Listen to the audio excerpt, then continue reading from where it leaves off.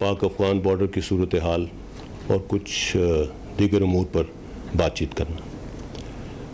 سب سے پہلے کل 14 اگست کی مناسبت سے سب کو آزادی کے 73 سال مبارک ہوں۔ آزادی ایک بہت بڑی نعمت ہے۔ اس کے لیے تحریک پاکستان کے کارکنان، قائدین، بالخصوص علامہ اقبال اور قائد اعظم محمد علی جناح کے ویژن اور جد و جہد کو خراج تحسین پیش کرتے ہیں۔ اس آزاد وطن کے لیے جس کی بنیادوں میں شہیدوں کا خون شامل ہے۔ آزادی کی قدر مقبوضہ کشمیر کی ان ماؤں سے پوچھیے جو اپنے بیٹوں کو پاکستان کے پرچم میں دفن کرتی ہیں۔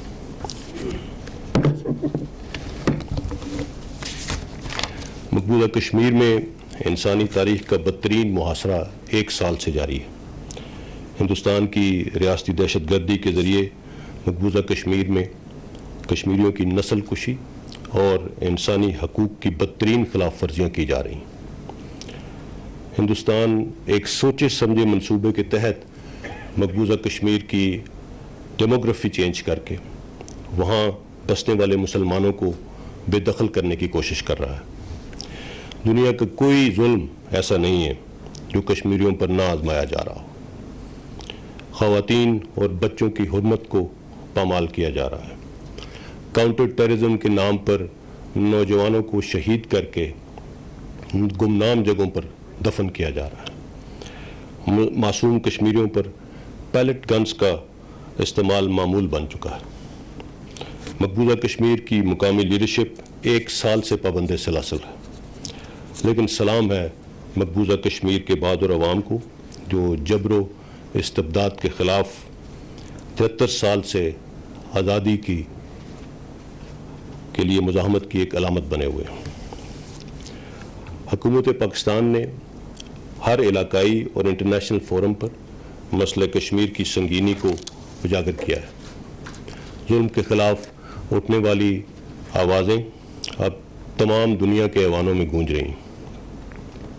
جینوسائیڈ واچ، انسانی حقوق کی تنظیموں اور انٹرنیشنل میڈیا نے تاریخ کے بدترین محاصرے کے باوجود بھارت کی ریاستی دہشت گردی کو دنیا کے سامنے بے نقاب کیا ہے۔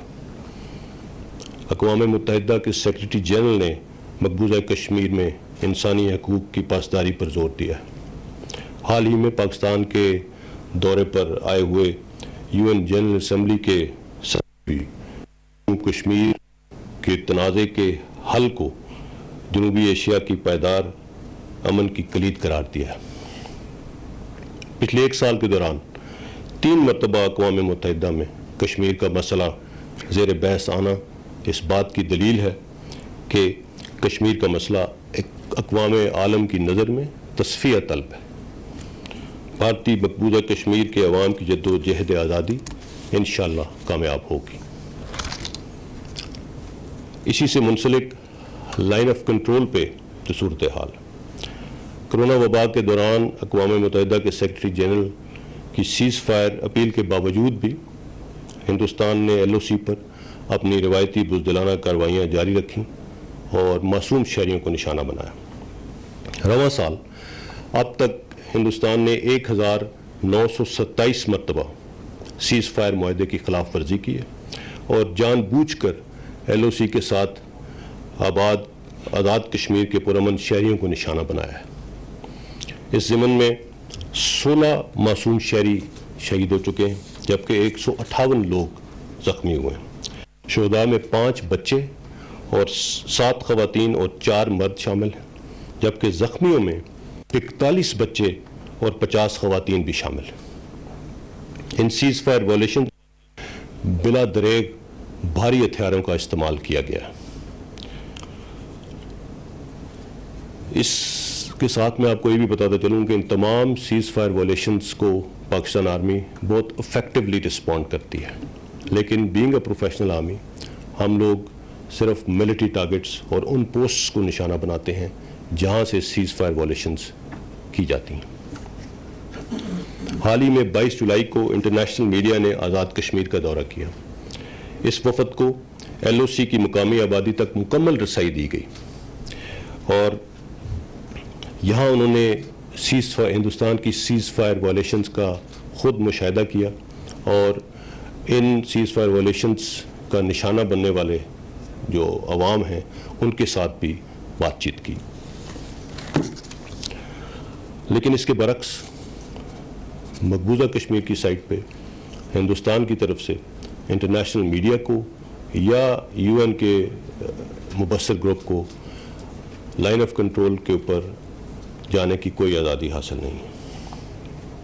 But we have nothing to hide. اسی لیے ہم نے ہمیشہ بین الاقوامی میڈیا اور UN مبصرین کو آزاد کشمیر میں جہاں کہیں وہ جانا چاہیں اس کی جانے کی آزادی دی ہے. آزاد کشمیر کے عوام کی حفاظت ہر صورت ممکن بنائی جائے گی. حکومت پاکستان نے بھارتی اشتعال انگیزیوں کے پیش نظر لائن آف کنٹرول کے نزدیک رہائشیوں کی حفاظت کے لیے ان کے گھروں کے اندر شیلٹرز بنانے کا فیصلہ کیا ہے. اس سلسلے میں تقریباً 1000 شیلٹرز تعمیر ہو چکے ہیں اور مزید بنائے جا رہے ہیں. ہندوستان ہمسایہ ممالک کے خلاف ریشت دوانیوں اور ہیجمونک عزائم سے خطے اور عالمی امن کو عدم استحکام کی طرف دھکیل رہا ہے. ہندوستان نے ریسزم، ذات پات اور کمیونل ہیٹریڈ کی جو آگ لگائی ہے اب وہ پورے ہندوستان میں پھیل چکی ہے. ہندوستان کی اپنے انٹرنل فیلیئرز کو ایکسٹرنلائز کرنے کی سازش نے اس کو ایک ایسے موڑ پر لا کھڑا کیا ہے جہاں کسی بھی وقت یہ لاوا پورے خطے کی سیکیورٹی کو اپنی لپیٹ میں لے سکتا ہے. ایک حالیہ UN رپورٹ میں ہندوستان میں دہشت گرد گروپس کی موجودگی کی نشاندہی کی گئی ہے. ہندوستان ان دہشت گرد گروپس کو ہمسایہ ممالک بالخصوص پاکستان کے خلاف اور خطے میں عدم استحکام کے لیے استعمال کر رہا ہے. کراچی اسٹاک ایکسچینج پر ناکام حملہ ہو یا دہشت گردوں کی معاونت کے لیے منی لانڈرنگ، ان تمام کے تانے بانے ہندوستان سے ملتے ہیں. ہندوستان کے دفاعی بجٹ میں اضافہ اور اسلحے کے لیے دوڑ دراصل ہندوستان کے ایکسپینشنسٹ ڈیزائنز کو عملی جامہ پہنانے کی ایک کڑی ہے. ہندوستان دنیا میں اسلحہ خریدنے والے ممالک میں سر فہرست ہے. پاکستان ہندوستان کی انٹینشنز اور کیپیبلٹی سے مکمل طور پر آگاہ ہے. جنگیں صرف اسلحے کے زور پر نہیں جیتی جاتی. عوام کا اعتماد اور قوم کا ریزالو افواج کا اصل اثاثہ ہوتا ہے. افواج پاکستان اپنے ملکی وسائل کے مد نظر رکھتے ہوئے دشمن کو ہر ڈومین میں بر وقت جواب دینے کے لیے مکمل طور پر چوکس اور منظم ہے. جہاں تک افغانستان کی بات ہے، پاکستان نے افغانستان میں امن کی بحالی کے لیے بھرپور کردار ادا کیا اور امید کرتے ہیں کہ وہاں ریکنسیلیشن پروسیس کی کوششیں جلد کامیاب ہوں گی انشاءاللہ. Peace in Afghanistan means peace in Pakistan, peace along our western borders. So افغانیوں کے بعد اگر افغانستان میں کوئی پیس چاہتا ہے تو وہ پاکستان ہے. اور جس طرح پیس پروسیس آگے بڑھ رہا ہے، we feel that it is also time for a gradual, time-bound and adequately resourced refugee return program for dignified repatriation of Afghan refugees within the earliest possible time frame, facilitated duly by all stakeholders.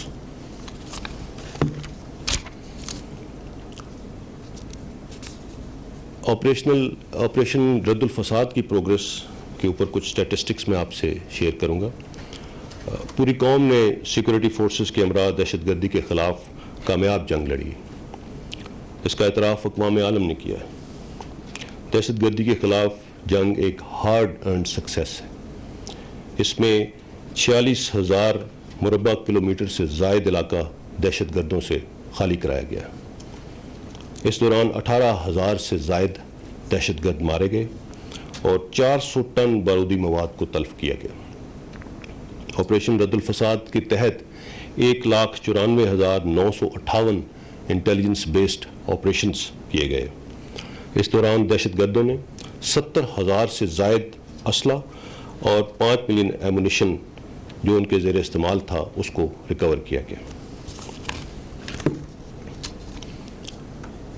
Border management کے تحت پاک افغان اور پاک ایران سرحد پر دیرپا اقدامات کیے جا رہے ہیں.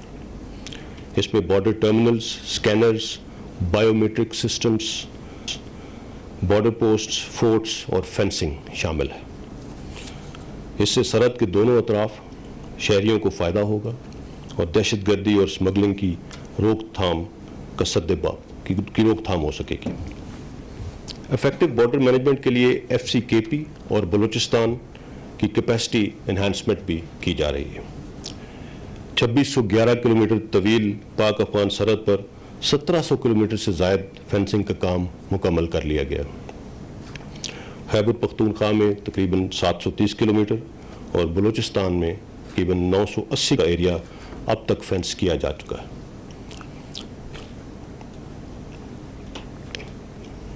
حال ہی میں جس طرح ہم نے فینسنگ شروع کی تو بیچ میں کچھ بہت زیادہ دشوار گزار علاقوں کو اس فینسنگ کی آخری سٹیج کے لیے رکھ دیا گیا تھا.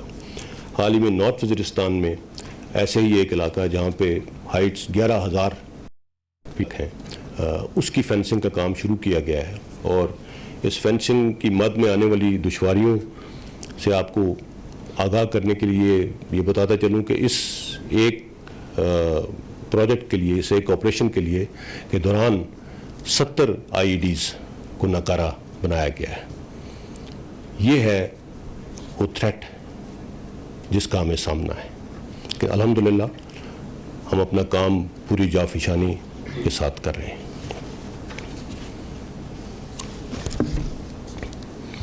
پاک ایران بارڈر فینسنگ، اس پر بھی کام جاری اور انشاءاللہ 2021 کے آخر تک یہ کام مکمل کر لیا جائے گا. اس کے علاوہ 1,000 سے زائد بارڈر پوسٹ اور فورٹس بھی بنائے جا رہے ہیں، جس میں سے 400 سے زائد پوسٹ اور فورٹس آلریڈی بن چکے ہیں اور باقی تعمیر ہیں. فینسنگ اور بارڈر مینجمنٹ میں بہتری آنے کی بدولت آئی ڈی ایکسپلوژنس، غیر قانونی نقل و حرکت اور سمگلنگ میں واضح کمی آئی ہے. یا یہ بات قابل غور ہے کہ ان تمام اہداف میں سب سے اہم دہشت گردوں کے بیانیوں کو عوام کی رائے سے بے اثر کرنا تھا.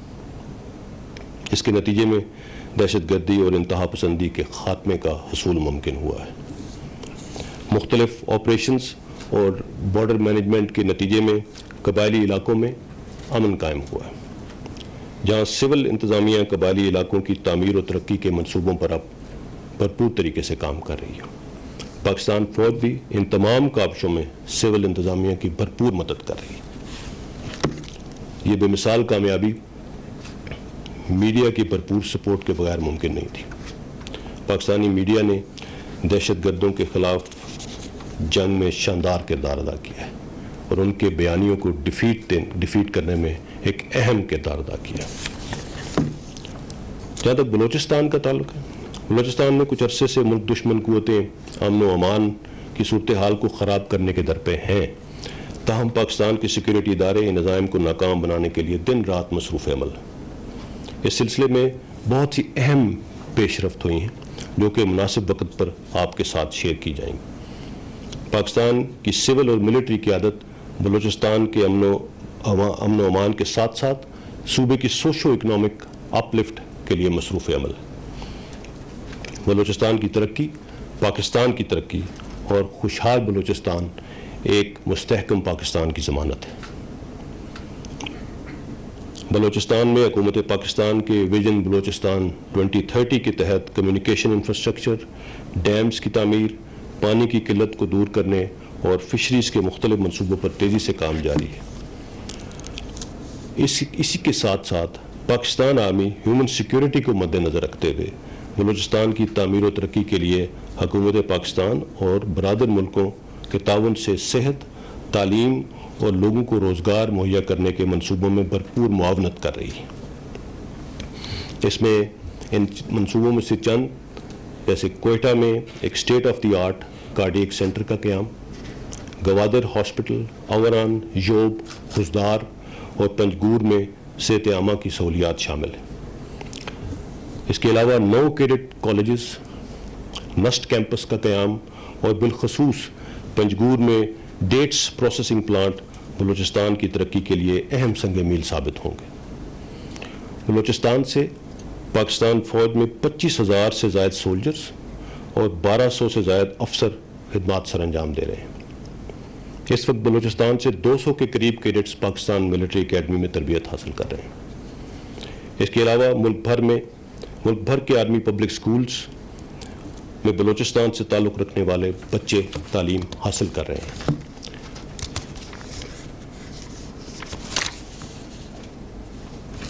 اس کے علاوہ چملانگ ایجوکیشن اسکیم کے تحت 6,000 سے زائد طلبہ اب تک مستفیض ہو چکے ہیں، جبکہ 4,550 طالب علم اس پروجیکٹ کے ذریعے تعلیم حاصل کر رہے ہیں۔ Now coming over to some issues like COVID. موجودہ حالات میں روایتی خطرے کے ساتھ ساتھ ہمیں کرونا جیسی عالمی وبا کا چیلنج بھی درپیش، لیکن یہ امر باعث اطمینان ہے کہ ہم نے بطور قوم اس چیلنج کا بھی حکمت اور دانش مندی سے مقابلہ کیا۔ اس حوالے سے NCOC نے صوبوں اور وفاق کے درمیان مثالی سول ملٹری ہم آہنگی کے ذریعے اس وبا پر قابو پایا۔ اس کا اعتراف دنیا کی نمائندہ شخصیات اور ذرائع ابلاغ بھی کر رہے ہیں۔ کرونا وبا کے دوران ہی پاکستان کے ہیلتھ سیکٹر میں بے شمار بہتری آئی ہے۔ اسی وبا کے دوران پاکستان کے دفاع سے منسلک کچھ اداروں نے face mask, ventilators, testing kits بنا کر اپنی اہلیت کو ثابت اور خود انحصاری کو فروغ دیا۔ افواج پاکستان نے میڈیکل ریسورسز، کوارنٹین فیسلٹیز کا انتظام اور تمام پوائنٹس آف انٹری پر ٹریکنگ اور ٹریسنگ میں بھی بھرپور معاونت کی۔ اس کے علاوہ پاکستان کے طول و عرض میں لا اینڈ آرڈر کی صورتحال کو بحال رکھا گیا۔ کرونا پازیٹیو کیسز اور اموات میں الحمدللہ خاطر خواہ کمی آ رہی ہے، لیکن ہمیں احتیاط کا دامن نہیں چھوڑنا۔ اس ضمن میں ہمیں اب پہلے سے زیادہ احتیاط کی ضرورت ہے۔ حکومت کی جانب سے محرم الحرام میں ہیلتھ گائیڈ لائنز کا اجرا کیا جا چکا ہے۔ اس سلسلے میں سول انتظامیہ اور قانون نافذ کرنے والے ادارے SOPs پر عمل درآمد کرانے میں اپنا کردار ادا کر رہے ہیں۔ کرونا وائرس کے خلاف کامیابی حقیقت میں عوام کے تعاون کے بغیر ممکن نہیں تھی۔ عوام نے ہدایات پر عمل کرتے ہوئے ایک ذمہ دار شہری اور قوم ہونے کا ثبوت دیا ہے۔ لیکن یہاں میں یہ ضرور کہتا چلوں کہ خطرہ ابھی ٹلا نہیں۔ دنیا میں یہ وبا کئی ممالک میں دوبارہ سر اٹھا رہی ہے، سیکنڈ سپائک کی طرف جا رہی ہے۔ فیس ماسک اور سماجی فاصلے ہی اس وبا کے خلاف مؤثر ترین حکمت عملی، اور ہم سب ان ہیلتھ گائیڈ لائنز پر عمل پیرا ہو کر انفرادی اور اجتماعی حفاظت کو یقینی بنا سکتے ہیں۔ اس کے ساتھ لوکس تھریٹ پہ بھی تھوڑا سا اس کا ذکر بھی کرتا جاؤں۔ لوکس تھریٹ سے فوڈ سیکیورٹی کے قومی بحران کا شدید خطرہ موجود تھا۔ جنوری 2020 میں وزیر اعظم پاکستان نے لوکس کے خلاف نیشنل ایمرجنسی کا اعلان کیا۔ فوڈ سیکیورٹی کے تناظر میں لوکس کے خلاف بھی پاکستان آرمی نے سول اداروں کی معاونت کے ذریعے اس خطرے پر کافی حد تک قابو پا لیا ہے، اور لوکس کی موجودگی 61 اضلاع سے کم ہو کر صرف ایک ضلع تک رہ گئی ہے۔ پولیو کے خاتمے کے لیے بھی افواج پاکستان سول اداروں کی بھرپور معاونت کر رہی ہیں تاکہ پاکستان کو پولیو فری ممالک میں شامل کیا جا سکے۔ 20 جولائی سے پولیو مہم کا دوبارہ آغاز کیا گیا ہے۔ پولیو کے ورکرز کے ساتھ آپ کا تعاون آپ کے بچوں کے مستقبل اور اس مہم کی کامیابی کے لیے انتہائی اہم ہے۔ یہاں پہ میں تمام front line doctors, paramedics, health care workers اور عوام کو بنیادی سہولتیں مہیا کرنے والے ان تمام افراد کو خراج تحسین پیش کرتا ہوں جو عوام کی صحت، حفاظت اور ملک کی معیشت کا پہیہ چلانے کے لیے شب و روز مصروف عمل ہیں. فلڈز کی سچویشن جیسا کہ آپ کو معلوم ہے، حالیہ مونسون بارشوں کے نتیجے میں بلوچستان، کراچی میں اربن فلڈنگ اور اندرون سندھ کے بیشتر علاقے خصوصاً دادو کے دیہات زیر آب آ گئے تھے. ڈیزاسٹر مینجمنٹ کے لیے پاک فوج اور پاک بحریہ نے سول انتظامیہ کی معاونت سے متاثرہ افراد کو محفوظ مقامات تک منتقل کیا. متاثرین کے لیے میڈیکل کیمپس اور راشن کی تقسیم کو بھی یقینی بنایا جا رہا ہے. جل مکسی وانگو کی پہاڑیوں پر محصور چند ہندو خاندانوں کے تحفظ کے لیے طویل آپریشن کیا گیا اور انہیں بھی محفوظ مقام پر پہنچایا گیا.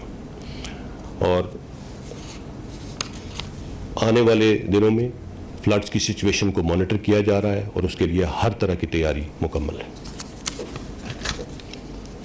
آخر میں کچھ بات ففتھ جنریشن وارفیئر اور ہائبرڈ وارفیئر کی اپلیکیشن پہ کرنا چاہوں گا. انتشار پسند افراد اور hostile intelligence agencies hybrid warfare کے ہتھ کے ذریعے ہماری توجہ بنیادی ایشوز سے ہٹانا چاہتے ہیں.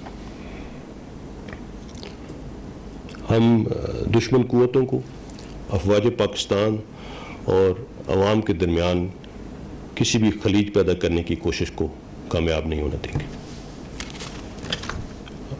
ہم انفارمیشن کے ایک ایسے دور میں رہ رہے ہیں جہاں پہ انفارمیشن ایک مؤثر ہتھیار بھی ہے اور ہوسٹائل انٹیلیجنس ایجنسیز اسے معاشرے میں انتشار پھیلانے کے لیے بھی استعمال کر رہی ہیں. ایلیمنٹس آف نیشنل پاور خاص کر diplomatic domain, information, military, economy اور لافیئر ڈومینس میں ہائبرڈ وارفیئر کی اپلیکیشنز افیکٹولی استعمال کی جاتی ہیں. اگر میں پاکستان کے میڈیا لینڈسکیپ کی بات کروں، اسپیشلی سوشل میڈیا لینڈسکیپ کی، تو فیک نیوز کے ذریعے سوشل فیبرک اور قومی اور ملٹری لیڈرشپ اور اداروں کو ٹارگٹ کر کے غیر یقینی صورتحال پیدا کی جا رہی ہے اور اس غیر یقینی صورتحال کے تھرو ڈیسیژن میکنگ پروسیس پر اثر انداز ہونے کی کوشش کی جا رہی ہے. مس انفارمیشن، ڈس انفارمیشن، ہاف ٹروتھس، یہ تمام چیزیں ملا کے مختلف پلیٹ فارمز کے ذریعے لوگوں کو غلط انفارمیشن پرووائڈ کر کے اپنی ملک کے ادارے، ان کی لیڈرشپ کے خلاف ایک سوچی سمجھی کیمپین کے تحت ان کو گمراہ کیا جا رہا ہے. ہمیں اس چیز کے خلاف اویئرنیس بہت ضروری ہے اور اس چیز کا سدباب ہم انڈیویجولی اور کلیکٹیولی کر سکتے ہیں. صرف ایک چیز، اگر کوئی غلط خبر، کوئی غلط نیوز کسی لیول پہ آتی ہے تو اگر اس کی تحقیق کر لی جائے اور اس کی تحقیق انہی اداروں سے کی جا سکتی ہے جن کے بارے میں یہ خبر چلائی جاتی ہے، تو ہم اس چیز سے اپنے آپ کو کافی طور پر انسولیٹ کر سکتے ہیں. پاکستان کی میڈیا ایجنڈے کو ناکام کیا ہے اور ہماری یوتھ نے جس طرح سے ڈیجیٹل پلیٹ فارمز پر ہوسٹائل انٹیلیجنس ایجنسیز کو کاؤنٹر کیا ہے، وہ اس بات کی غمازی ہے کہ جب بھی پاکستان کی بات ہو تو ہم سب پاکستان کے سپاہی. پاکستان ہم سب کا ہے اور ہم سب اس کے نگہبان. Thank you very much. I will take questions now. Junaid sahab, Ahmed منصور صاحب. جی احمد منصور نام ہے، بول ٹی وی کو ریپرزینٹ کرتا ہوں. سر، وزیر خارجہ شاہ محمود قریشی صاحب کا ایک بیان ابھی آیا جو آج کل ایک ہاٹ ایشو ہے، اس پہ میں بات کرنا چاہتا ہوں. وہ زیر بحث چل رہا ہے، آپ کے بھی نالج میں سب کے، سعودی عرب کے حوالے سے. اور اس کے بعد ابھی army chief general Qamar Javed Bajwa صاحب کا جو دورہ ہے اس پہ بھی یہ خبر آئی ہے. تو میں سر یہ جاننا چاہتا ہوں کہ آپ اس پہ کمنٹ کریں کہ یہ جو چیزیں چل رہی ہیں ان کی حقیقت کیا ہے, اور جو دورہ ہے آرمی چیف کا اس کو اس سے ملایا جا رہا ہے اس میں کیا حقیقت ہے. اور یہاں پہ یہ کہ ماضی میں جب سعودی عرب سے پاکستان کو مدد ملی تھی ڈالرز کی صورت میں اور تیل کی جو ڈیفرڈ پیمنٹس کے حوالے سے, اس میں وزیر اعظم عمران خان صاحب نے آرمی چیف صاحب کو پریز بھی کیا تھا کہ ان کی جو ملٹری ڈپلومیسی اور ان کی ایفرٹس کی وجہ سے یہ کردار ادا ہوا ہے. تو کیا اب بھی ایسا کچھ ہونے جا رہا ہے؟ دیکھیے فرینکلی یہ کوشچن فارن منسٹر کی ڈومین میں ہے, پاک سعودیہ تعلقات کے بارے میں. میں اس بارے میں صرف اتنا کہوں گا کہ پاکستان اور پاکستان کی عوام کو ہمارے برادرانہ ملک سعودی عربیہ کے ساتھ تعلقات پر فخر ہے, اور یہ تعلقات ہسٹورک ہیں, بہت اہم ہیں, بہترین ہیں اور بہترین رہیں گے انشاءاللہ. اس میں کسی قسم کا شک نہیں ہونا چاہیے. Nobody can doubt the centrality of Kingdom of Saudi Arabia to the Islamic world. اور پاکستان کے عوام کے دل سعودی عوام کے ساتھ دھڑکتے ہیں, تو ان تعلقات کے اوپر کوئی سوال اٹھانے کی ضرورت نہیں ہے. جہاں تک چیف آف آرمی اسٹاف کے دورے کا تعلق ہے, یہ ایک پلان دورہ تھا جو بیسیکلی ایک ملٹری ٹو ملٹری ہمارے جو تعلقات چلتے رہتے ہیں اس کے ساتھ منسلک ہے, اور there is no need to read too much into it. Alhamdulillah, everything is fine. Afzal Raza from Irna.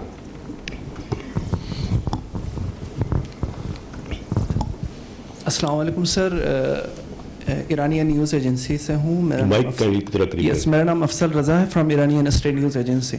I want to know how do you see the role of regional state including Iran on Afghan peace reconciliation. You just mentioned about Pakistan efforts, and I'd love to know about the level of cooperation, military and defense cooperation between Iran and Pakistan, and some latest updates on fencing works between two countries. Right. As far as the peace process with Afghanistan is concerned, let me tell you that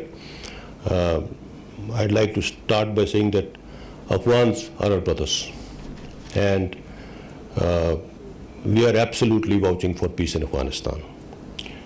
And what I know of it, all the stakeholders involved in facilitation of this peace process, may it be Pakistan, may it be Iran, as far as the regional countries are concerned, have all played a very positive role into this thing.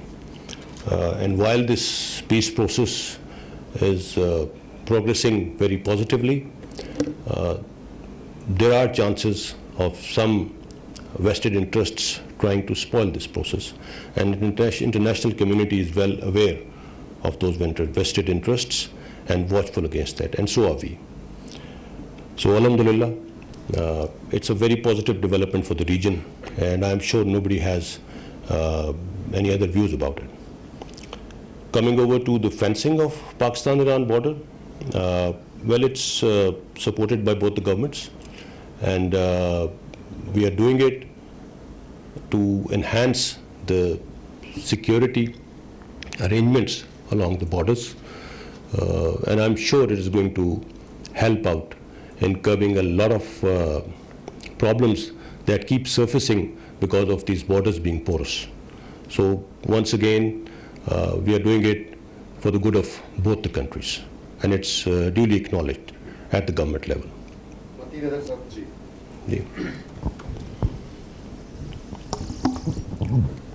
Junaid sahab شکریہ. Mateen Haider G T V network سے تعلق ہے. آپ نے defence کا ذکر کیا اور خاص طور پر انڈیا کا ذکر کیا کہ انڈیا ڈیفنس کے اوپر بہت اسپینڈنگ کر رہا ہے.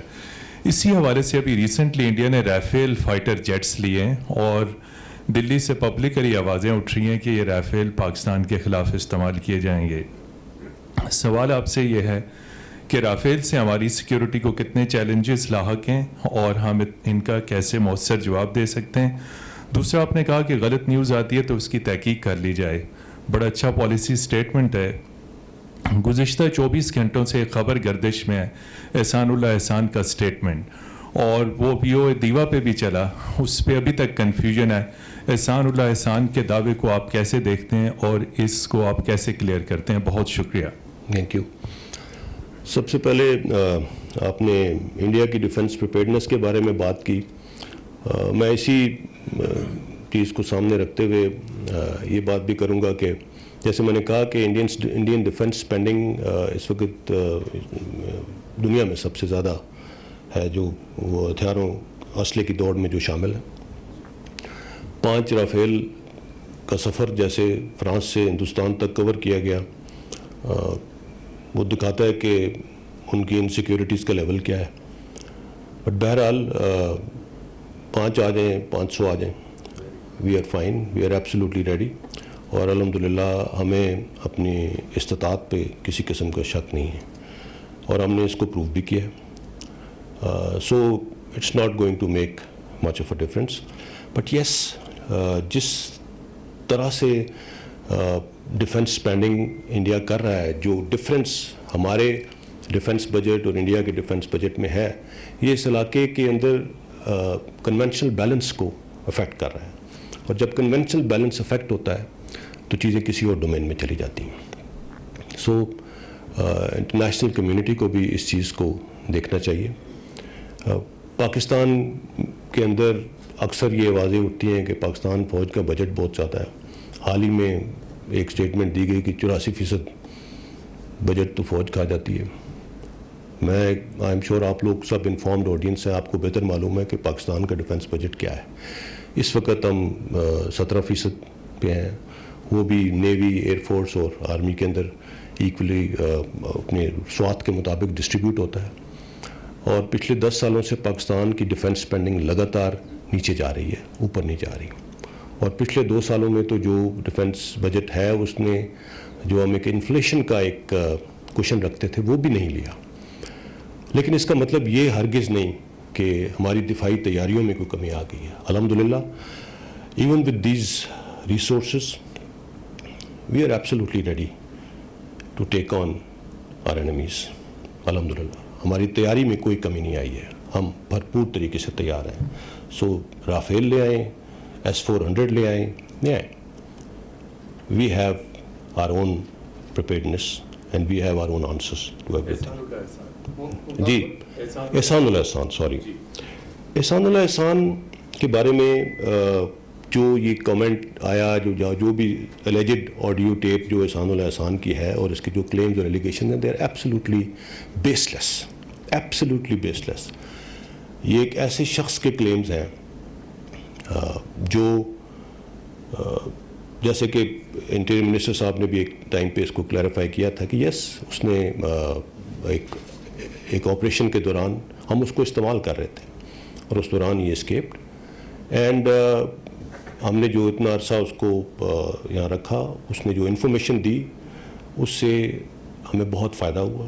خاص طور پہ جو ٹیررسٹ آرگنائزیشنس تھیں کچھ جن سے اس کا تعلق رہا تھا, ان کو ڈسمینٹل کرنے میں, اس انفراسٹرکچر کو ڈسمینٹل کرنے میں اس نے جو انفارمیشن دی اس نے ہمیں بہت فائدہ پہنچایا. اور جو اس کے اسکیپ کے ذمہ دار ہیں ان کے خلاف تادیبی کارروائی کی جا رہی ہے. سو اس کی جو ایلیگیشنز ہیں, جو کچھ وہ کلیم کر رہا ہے, I will leave it to your best judgment. Why is he claiming all that and why is he making those allegations? So that should be it. ممتاز بھٹی صاحب دین ٹی وی سے.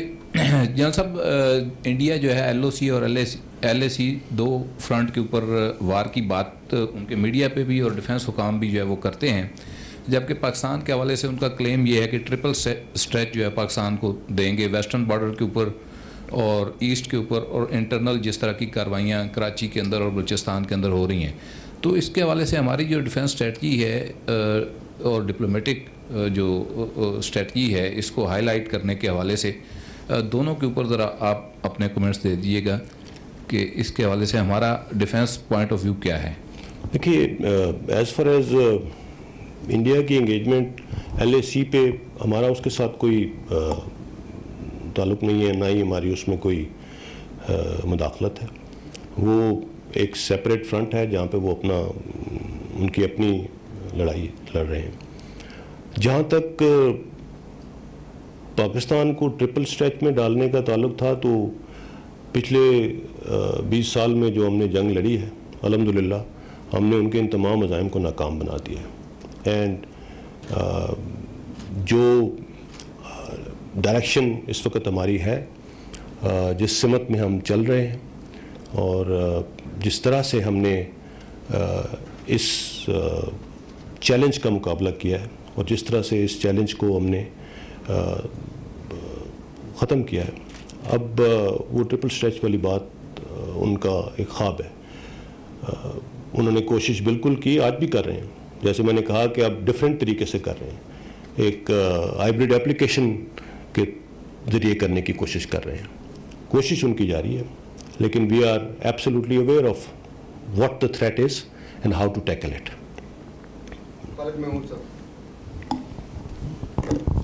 Thank you very much sir. Sahab Khalid express T V. General sahab ایک نیا نقشہ چند دن پہلے حکومت کی جانب سے جاری کیا گیا جس کو پولیٹیکل میپ کا نام دیا گیا. جی جی. آپ کیا سمجھتے ہیں کہ اس سے جو کشمیر کے اوپر نئی لائننگ کی گئی اس سے کشمیر پر کیا اثرات مرتب ہوں گے؟ دوسرا یہ ہے کہ اس کے بارے میں بہت ساری کنفیوژن پیدا کی گئی, بہت سارے جو میڈیا کے لوگ ہیں ان کو غلط قسم کی جو وہاں پہ انفارمیشن دی گئی, اس کے بعد یہ کنٹروورشل بن گیا اور اس کو بنایا بھی گیا. آپ کیا سمجھتے ہیں کہ انٹرنیشنلی ہم نے کیا گین کیا اس کے اوپر؟ دیکھیے, جہاں تک اس نئے نقشے کا تعلق ہے, it is an assertion of our claim and an expression of our intent. That is what it is. ہم نے پوری دنیا پہ یہ واضح کیا ہے کہ یہ ہے پاکستان اور پاکستان کے ٹیریٹوریل کلیم جہاں پہ ابھی تک ڈسپیوٹ چل رہا ہے, اور یہ ایک آنے والی نسلوں کے لیے بھی ایک مشعل راہ ہے کہ this is where we have to go, this is what Pakistan is all about. So اس کے اندر اس کو نہ تو یہ متنازع بنا ہے, نہ کوئی ایسی چیز ہے. یہ پاکستان کا پولیٹیکل میپ ہے, just a reassertion of what our claim is, and this claim has always been the same ever since Pakistan came into being. There is no change in that. Thank you.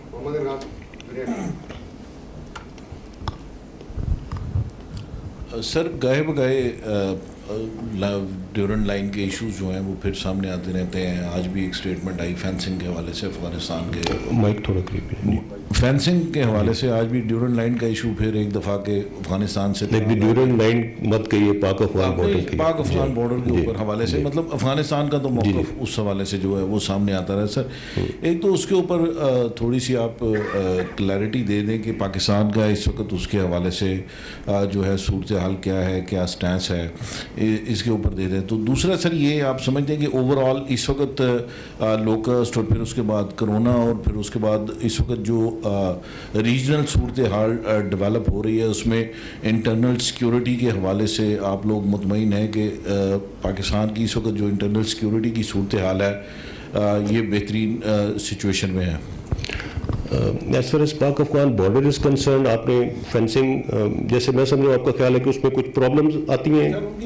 ہاں, وہ جب بھی کہیں ایک تو ہم بالکل جو ایک اسٹیٹڈ بارڈر کا ہماری انڈرسٹینڈنگ ہے جو کہ انٹرنیشنلی ریکگنائزڈ ہے, اس کے مطابق فینسنگ کر رہے ہیں. ہم کہیں پہ بھی افغان علاقے میں نہیں آگے گئے. جہاں پہ کوئی تھوڑا بہت پرابلم آتا ہے کہ افغان سائڈ کو کوئی اس کے اوپر اعتراض ہو, تو وہ ایک بارڈر میٹنگ کا ایک میکنزم ہے, اس میکنزم کے تحت اس کو حل کیا جاتا ہے, اور اس سے آگے تبھی بڑھا جاتا ہے جب دونوں سائڈز اس کے اوپر متفق ہوں. اور اسی لیے ماشاءاللہ اس فینسنگ کی رفتار پروگرس بہت اچھی چل رہی ہے. جیسے میں نے کہا کہ جو پاک افغان بارڈر ہے, خاص طور پہ جو خیبر پختونخوا میں جو پورشن آتا ہے, 90% سے زیادہ فینس کر لیا گیا ہے. اس میں کچھ دشوار گزار علاقے تھے, جس طرح میں نے کہا ان کو ہم نے آخر کے لیے چھوڑا تھا, اب ان کی فینسنگ شروع ہے. اس میں کوئی اتنا بڑا ایشو نہیں ہے, it's not a big deal, and اس کو وہیں پہ سیٹل کر لیا جاتا ہے. دوسرا سوال آپ کا کیا تھا؟ General security. الحمدللہ انٹرنل سیکیورٹی کے اوپر کوئی آپ شاید آپ کا ریسنٹ ریفرنس اس چیز پہ کچھ انسیڈنٹس ہوئے ہیں حال ہی میں. میں نے بتایا نا کہ بہت کوشش کی جا رہی ہے پاکستان کو مختلف فرنٹس پہ انگیج کرنے کی. یہ جو انسیڈنٹس ہوئے ہیں یہ بھی اسی مد میں ہیں, بٹ آپ دیکھ لیجئے کہ ان کا امپیکٹ کیا ہے. وہ کس لیول پہ ہوئے ہیں. الحمدللہ پاکستان کی انٹرنل سیکورٹی صورتحال بہت تسلی بخش ہے. اس قسم کے واقعات ہوتے رہتے ہیں.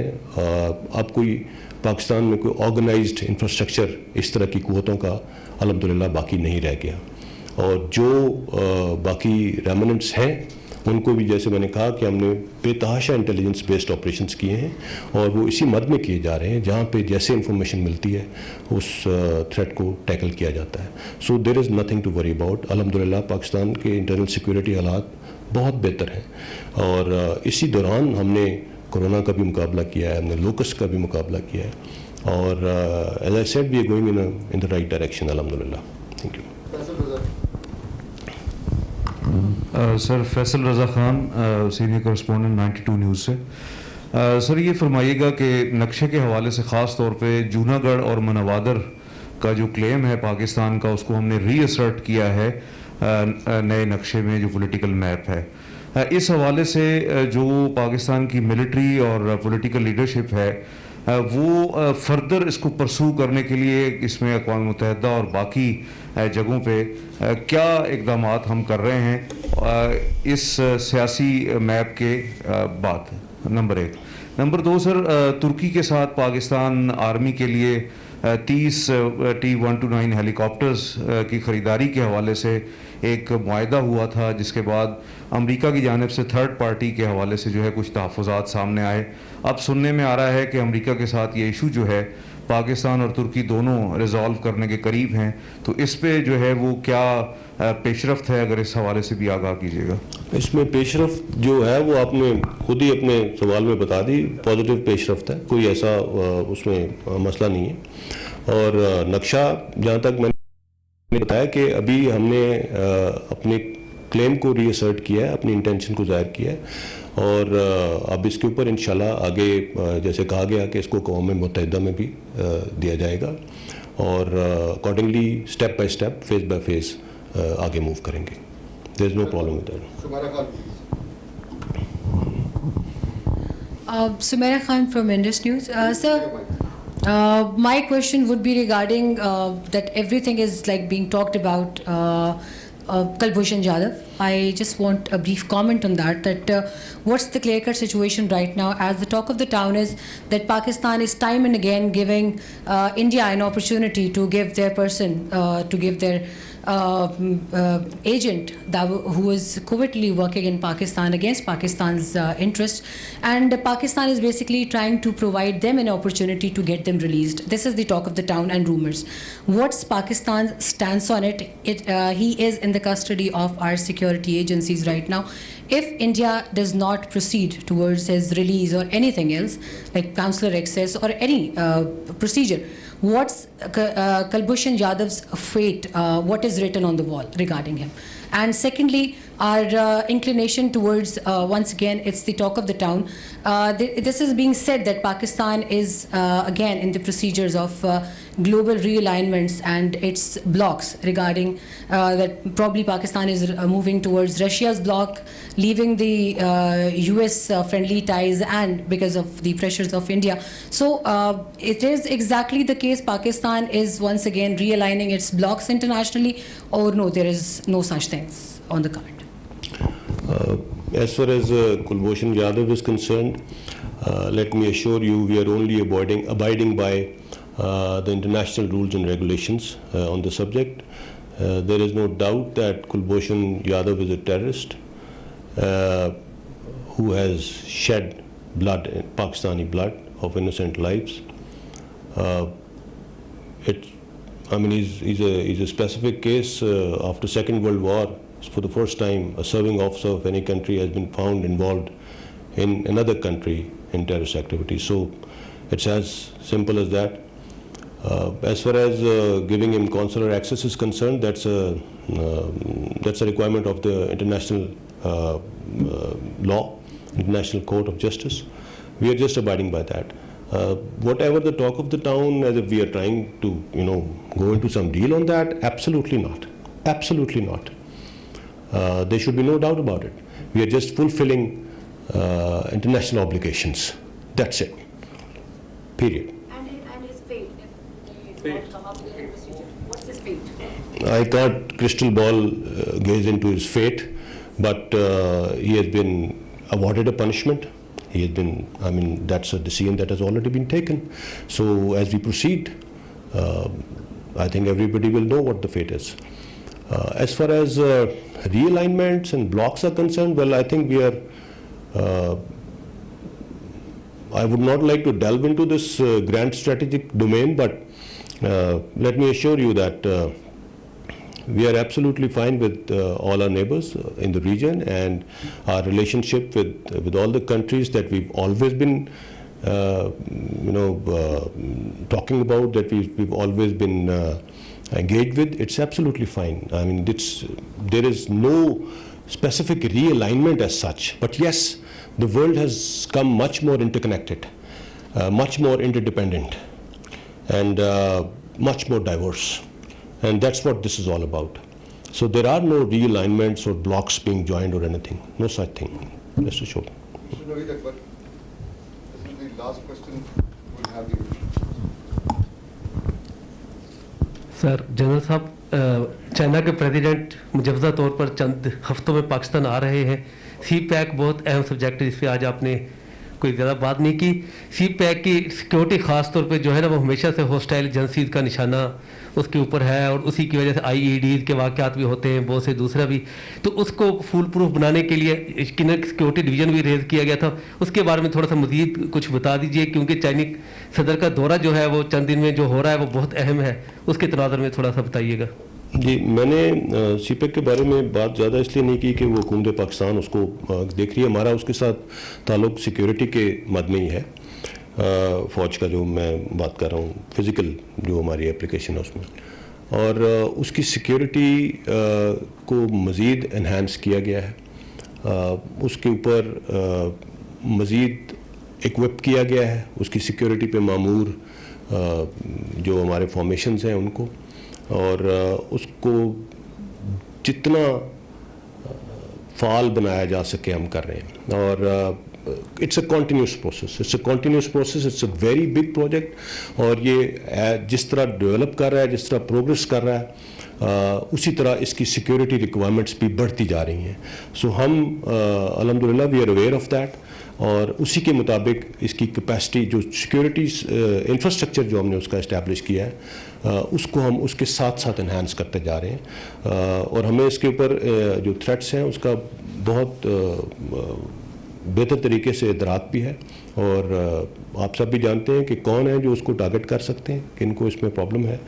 सो CPEC की सिक्योरिटी पे किसी किस्म की कॉम्प्रोमाइज़ नहीं है, किसी किस्म की कॉम्प्रोमाइज़ नहीं है. और ये प्रोजेक्ट इंशाल्लाह ये पाकिस्तान के फ्यूचर से इस प्रोजेक्ट का बहुत बड़ा ताल्लुक़ है, और ये प्रोजेक्ट इंशाल्लाह कामयाब होगा, और इसके ऊपर हम किसी किस्म की कॉम्प्रोमाइज़ नहीं होने देंगे. जी, चाइनीज़ प्रेसिडेंट का विज़िट फ्रैंकली अभी कोई मेरे पास उसके बारे में कोई ऐसी लानी है फॉरेन ऑफिस से, अगर आप उनको कंफर्म कर सकें. मैं I can't really comment on that कि वो क्या है, उसकी आइटनरी क्या है. Can't really comment on that. So thank you very much for being here. I believe it was an exhaustive session of Q&A. जी, वो ज़रूरी भी था. कोरोना की वजह से हम बहुत अरसा तक इकट्ठे नहीं हो पाए. इसी वजह से आप सबको आज बुलाया कि एक दफ़ा दोबारा से इन पीरियोडिक ब्रीफिंग्स का आगाज़ किया. Thank you.